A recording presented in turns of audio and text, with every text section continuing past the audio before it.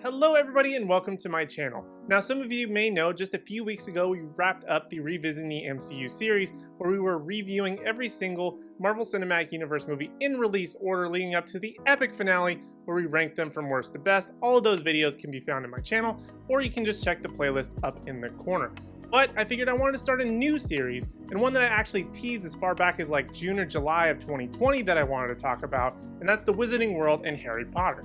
Now, I figured this was ideal to talk about now, not only because it's September, which is back to Hogwarts time, but also because we're quickly approaching the 20th year anniversary of the first film's release, which actually I believe came out exactly on my birthday or like a day or two different way back in 2001. So why not just talk about Harry Potter? It's the perfect timing for a couple of different things. So here we are, and let's go ahead and get started because I'm super excited to talk about this franchise. And so the way this is going to work is almost exactly like the Revisiting the MCU series, where we're going to revisit every single Harry Potter movie in release order all the way up to and including the Fantastic Beasts franchise, because that would round out to right around a solid 10 movies at this point. So I figured we'd just go ahead and re-watch and re-review all of those, and then at the finale we're going to be doing the same exact thing. We're going to be ranking the Harry Potter and Wizarding World movies from worst to best, so make sure you hit subscribe and ring the bell notification so you don't miss out on that. But without further ado, let's go ahead and get into the one that started it all, Harry Potter and the Sorcerer's Stone. Or Harry Potter and the Philosopher's Stone, depending on what part of the world you're from.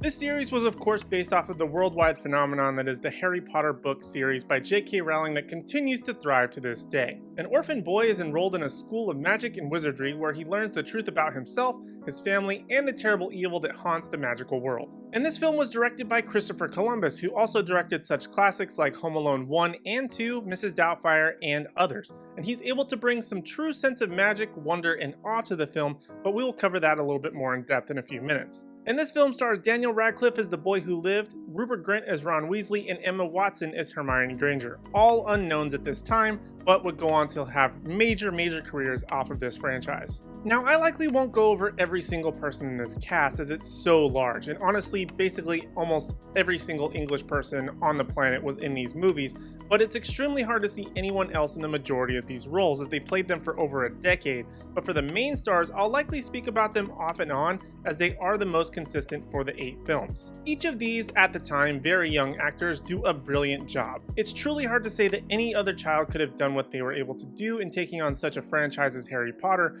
but each character very much embodied their respective character. But what I will say is that although there are slight variations in appearance compared to the book, such as Harry Potter supposed to have green eyes instead of Daniel Radcliffe's blue, or Emma Watson's Hermione Granger supposed to having more frizzier hair and more buck teeth, the film does remain largely faithful to the characters' appearances. Although some of these changes weren't without a lack of trying, such as with Daniel Radcliffe's eye contact, which he just could not keep in, and they constantly irritated his eyes, so it didn't really help for him to have the green eyes. Or in Emma Watson's case, they tried out the buck teeth for like a scene, but once they realized it didn't really fit in her mouth very well and it just looked very odd on camera, they scrapped it completely. So I kind of have to give them credit where credit's due. At least they tried it, although it didn't work out. At least they kind of got the majority of the overall look of the character, which I think is the most important part.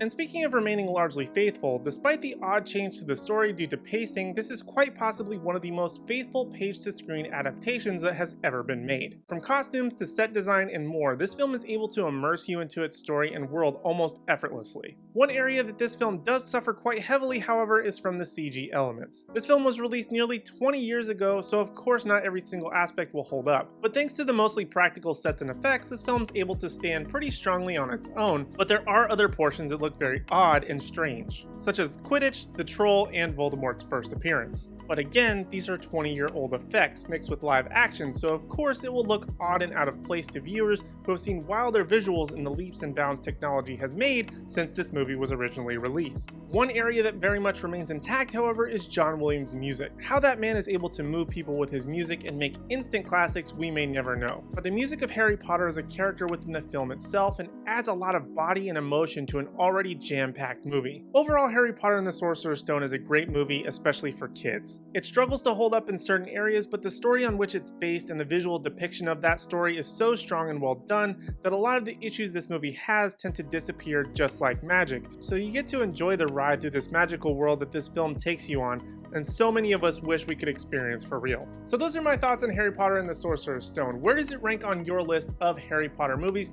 You'll find out my ranking at the very end, so make sure you subscribe and ring the bell notification so you don't miss out on that, as well as leave a like on this video. And while you're down there, leave me a comment down below letting me know what your Hogwarts house is. I'm a Ravenclaw, very proud, but make sure you let me know yours down in the comment section down below. I'd love to hear each and everybody's single houses and have a conversation about why each house is best, or why certain ones like Ravenclaw and Hufflepuff continuously get snubbed throughout this franchise. But if you also want some more content from me, head over to the Animated Apparel Company YouTube channel, where I have tons of new videos, including stuff about superheroes, Disney stuff, live streamed, including the Marvel's What If series, Titans Talk, all sorts of fun stuff, so go give them a subscribe as well. Other than that, that's all I have for now. Thank you guys so much for watching, and I hope to see you in the next video.